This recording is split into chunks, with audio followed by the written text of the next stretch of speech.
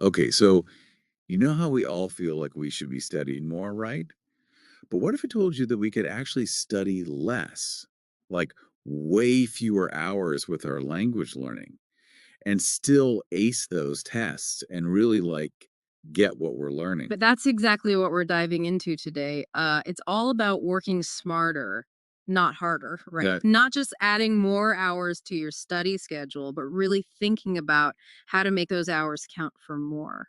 I think we've all had that experience where you're kind of just going through the motions with your textbook, you know, but you're not really absorbing anything. Yeah, totally. And that's why we're going to unpack all these really cool strategies for boosting your learning efficiency. It's about quality over quantity, folks. Right. Like imagine two students. One's hitting the books for like 6 hours straight, but they're just rereading the same notes over and over. Yeah. The other student studies for just 2 hours, but they're using these super targeted techniques. Who do you think is going to walk away with a deeper understanding of the material? My money is on the student who made those 2 hours count, Hmm. you know? Definitely. So let's talk about how you're actually using your study time. Yeah. When you sit down with your language materials, Hmm. are you trying to explain the grammar rules out loud? Maybe even teaching them to like an imaginary friend? I love that. Teaching someone else, even if it's just your cat, is one of the best ways to really solidify what you've learned. Because you have to think about it in a totally different way. Right. And are you actively quizzing yourself, trying to pull that information out of your brain? Or are you just kind of passively looking over things you already know pretty well? Passive learning is kind of a trap. It feels like we're doing something, but it's just not as effective as active recall, which forces your brain to work a little harder. Okay, so let's say you're short on time, like maybe you have a test coming up. Have you ever heard of this reading backwards technique? Oh, yeah. This one's a game changer when you need to review material fast. The idea is to start with the big picture and then zoom in on the details only if you have time. So instead of reading everything from beginning to end, how does this work? So, first, you check out the chapter summaries, any key takeaways or review sections. This gives you the gist of what's going on. Makes sense, kind of like skimming the headlines before you read the whole article. Exactly. Like, Then you do what's called a first pass. Basically, you're quickly scanning the text, but you're just looking for headings, subheadings, anything in bold or italics, charts and graphs, things like that. gotcha. So you're not getting bogged down in all the details yet, just trying to see how everything's organized. Yep. After that, you do a second pass. This time, you go section by section and you read the very first paragraph, then skim the middle paragraphs, and finally read the last paragraph. So you're focusing on the beginning and end of each section where the main points are usually found. Right. And only if you have extra time after all that do you go back and read every single word. Now, think about how this could apply to your language learning. Hmm. Yeah. How would you use this reading backwards approach with, say, a textbook chapter about a new grammar concept? Okay, so you could start by reading the summary of the grammar rules and looking at the example sentences. Then scan the headings to see how the rule is used in different contexts, and read the first and last paragraph of each section for the main points. That's really cool. I'm Um, totally going to try that. Okay, let's switch gears a bit and talk about how we structure our study time. This idea of batching similar tasks has always intrigued me. have you ever noticed how it takes a few minutes to get your brain back on track when you switch between very different activities? Like going from writing an essay to practicing your pronunciation? Oh, yeah, for sure. Yeah. It's like there's a mental startup cost every time. Exactly. And batching is about minimizing that by grouping similar tasks together. So instead of doing a bit of everything all mixed up, Yeah. you do all your grammar exercises in one block, then all your reading, then a dedicated chunk of time for speaking practice. Yep. That way you're staying in the same mental zone and you're not wasting energy constantly shifting gears. Love it. Makes total sense. And I remember you had an extra tip for batching right. Yes. Within a batch, try doing the easiest task first. That can help you warm up your brain before you dive into the harder stuff. So, if you have a bunch of writing exercises, you might start with just writing a couple of sentences before tackling a full paragraph. Exactly. Ease yourself in. Mhm. And speaking of making things easier, let's talk about leveraging constraints. I know it sounds kind of strange. Yeah, like how can limiting yourself be a good thing? Well, there's this idea called Parkinson's Law, which basically says that work expands to fill the time we give it. So if you give yourself a whole afternoon to study, you'll probably end up taking the whole afternoon, even if you could have gotten it done in 2 hours. Oh, yeah, I've definitely been there.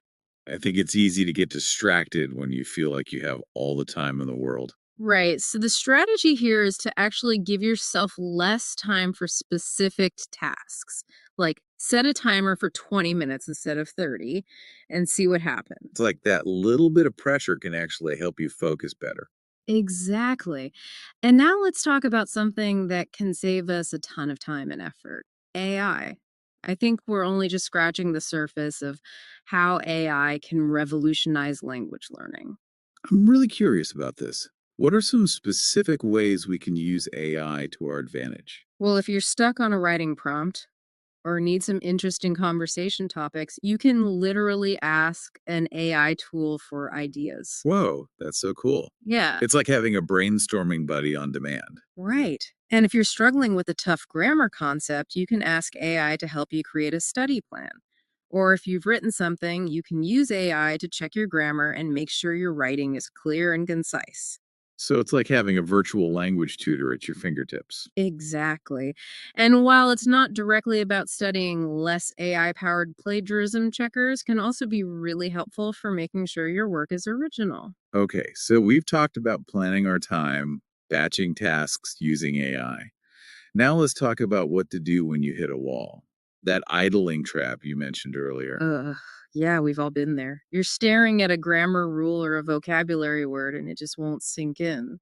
And sometimes you just keep hitting your head against the same wall, hoping for a different outcome. It's that sunk cost fallacy. You've already spent so much time on it that you feel like you have to keep going, even if it's not working. So, what should we do instead of spinning our wheels? Honestly, sometimes the best thing to do is just move on. Tackle something else and come back to the tricky stuff later with fresh eyes. So, it's okay to skip around in your exercises or your textbook. Absolutely.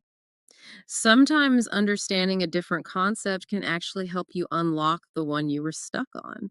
That makes me feel so much better about not always doing things in order. Okay, so we have one last strategy to cover: prioritizing mindless tasks. I'm intrigued by this one. So think of it this way. We have fixed tasks that take a pretty consistent amount of time, like reviewing flashcards or looking up words. And then we have variable tasks that can easily balloon out of control, like writing or diving deep into complex grammar. And the idea is to do the fixed mindless tasks first. Exactly, because they have a more predictable time commitment. By doing those first, you create a natural time limit for the variable tasks. Ah, I see.